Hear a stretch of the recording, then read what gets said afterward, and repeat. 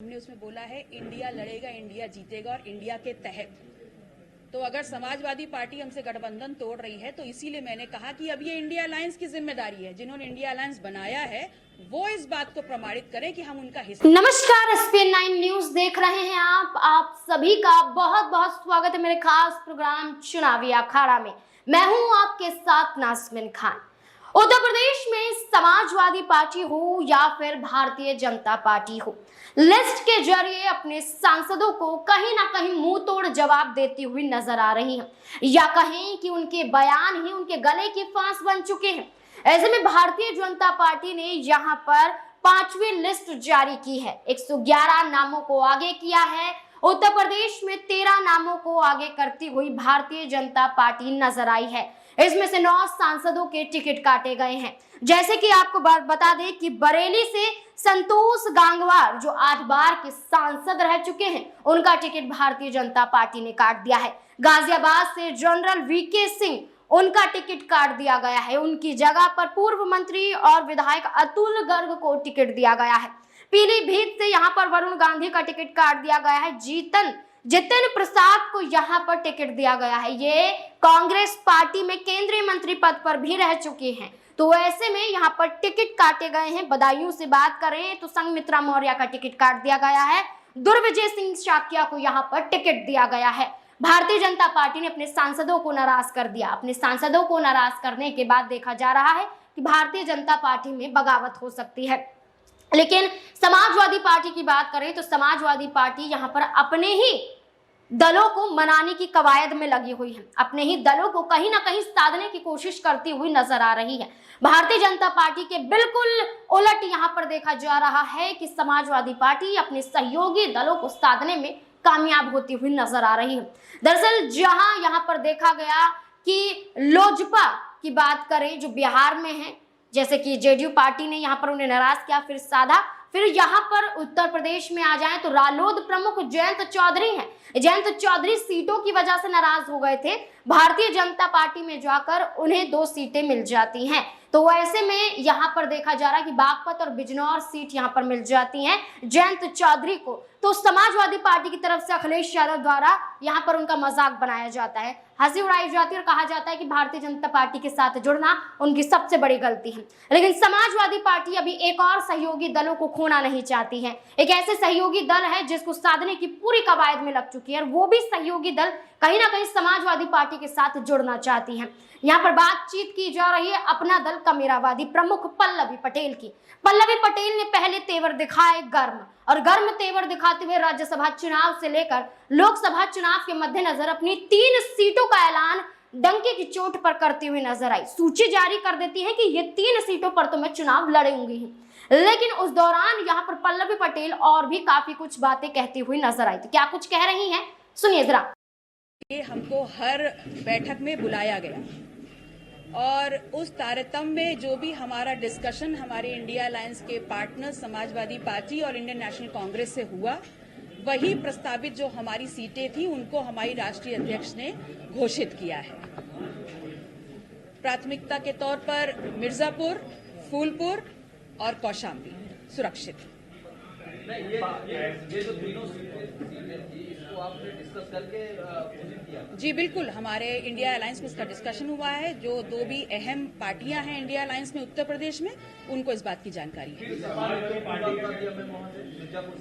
देखिए, अब उनके बारे में हम क्या कहें। हमें ये पता है कि गठबंधन धर्म में जो हमारी सीमाएं थी हमने सदैव उसका पालन किया है, और जो भी हमारी प्रस्तावित और डिस्कस्ड सीटें थी हमने उन्हीं को घोषित किया है राष्ट्रीय अध्यक्ष जी के द्वारा। ना उससे एक कम है ना एक ज्यादा है। अखिलेश यादव ने कल कहा कि ये गठबंधन जो था आपका वो 2022 तक था, 24 में नहीं है, तो आप उस गठबंधन का हिस्सा है या नहीं?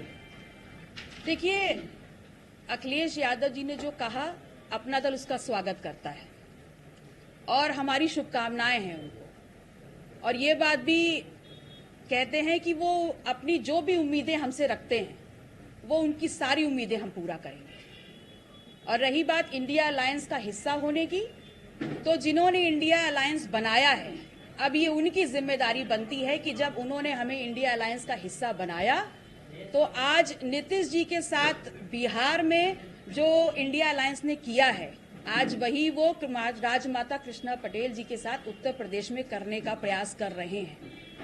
अब ये कांग्रेस को डिसाइड करना है, उनको इस बात का प्रमाण देना है कि पिछड़े, दलित, शोषित, अल्पसंख्यक समाज का नेतृत्व करने का और उनके हक और अधिकारों की बात करने का जो मसौदा लेकर के वो चले थे, उसमें वो कितना गंभीर हैं, ये अब उनको बताना है। कांग्रेस के बाद कांग्रेस ने कहा मुझे कुछ पता नहीं है, प्रदेश अध्यक्ष कल मैंने फोन लगाया था उनके यहाँ। कांग्रेस के प्रदेश अध्यक्ष का ये भी कहना है कि ये समाजवादी पार्टी की जिम्मेदारी है, क्योंकि तीनों सीटें आपने घोषित की है उनके खाते की है।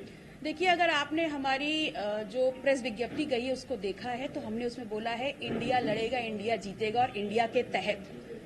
तो अगर समाजवादी पार्टी हमसे गठबंधन तोड़ रही है तो इसीलिए मैंने कहा कि अब ये इंडिया अलायंस की जिम्मेदारी है, जिन्होंने इंडिया अलायंस बनाया है वो इस बात को प्रमाणित करें कि हम उनका हिस्सा हैं कि नहीं है।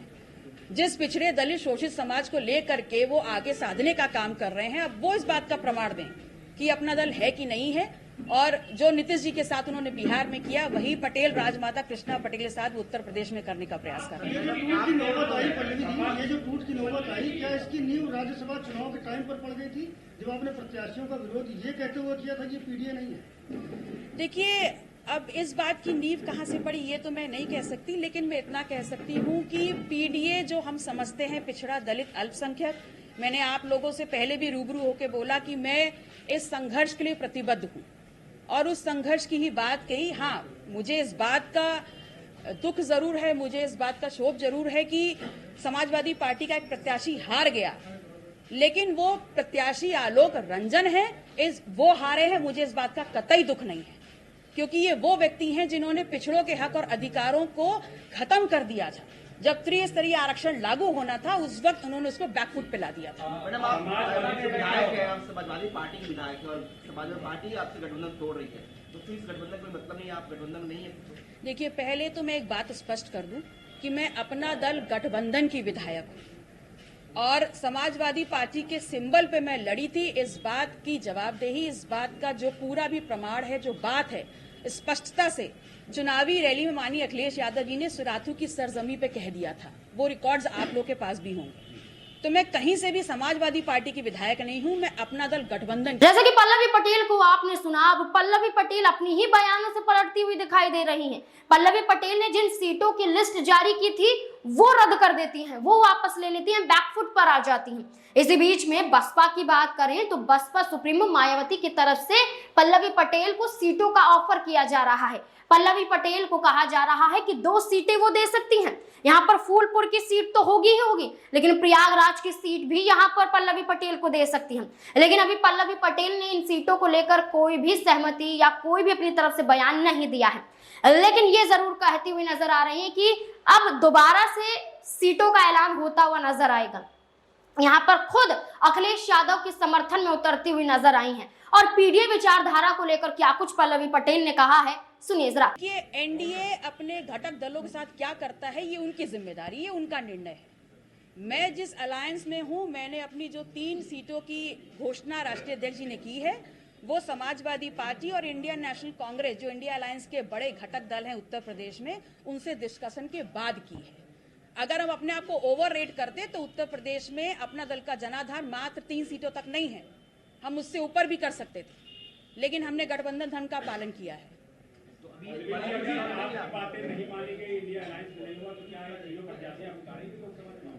देखिए, ये बात तो पहले भी हमने कहा है कि हमारे गठबंधन के बड़े भाई समाजवादी पार्टी रहे हैं और इंडियन नेशनल कांग्रेस, जिन्होंने हमको इसमें शामिल किया।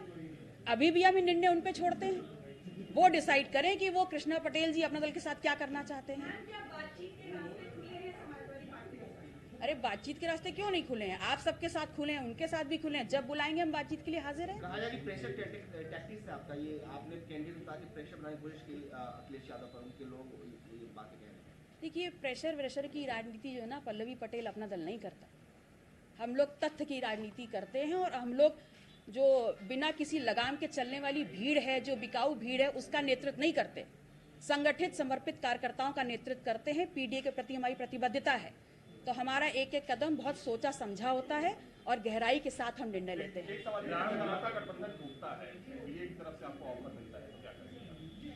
देखिए, हम राजनीतिक पार्टी हैं और राजनीतिक पार्टी होने के नाते हम राजनीति तो अभी भी कर रहे थे, कल भी करेंगे, परसों भी करेंगे। हालांकि एनडीए की तरफ से आज तक कोई प्रस्ताव नहीं है, लेकिन अगर आगे होगा तो इसका निर्णय पार्टी लेगी। रामगोपाल यादव जी कह रहे हैं कि अगर आप जा रहे हैं तो जाए, उनको कोई फर्क नहीं पड़ता। हाँ, सही बात है, फर्क नहीं पड़ता। 2017 में 47 विधायक लेकर के आप थे। 2022 में ओम प्रकाश राजभर जी साथ आए, संजय चौहान जी साथ आए, केशव देव मौर्य जी साथ आए, जयंत जी साथ आए, राजमाता कृष्णा पटेल अपना दल साथ आया। तब आप 47 से 111 हुए और 34% वोट प्रतिशत आपको मिला। और वो मिलने के बाद आपको लगने लग गया कि ये 34% वोट परसेंट आपका है, अब आपको किसी की जरूरत नहीं। इसीलिए आप भ्रांति में जी रहे हैं और आपको लग रहा है कि कोई भी जाए कोई फर्क नहीं पड़ता। एक सवाल ये है कि आपको लगता है कि पीडीए अब बिखर रहा है, पिछड़ा पहले अलग हुआ, दलित अलग हुआ, तो आपको लगता है कि अब पीडीए पूरी तरीके से बिखराव की तरफ? पीडीए एक मिशन है, पीडीए एक मिशन है और वो किसी के जेब का एजेंडा नहीं है। वो एक बड़ा मिशन है, वो एक बड़ा सूत्रधार है इस देश की राजनीति का।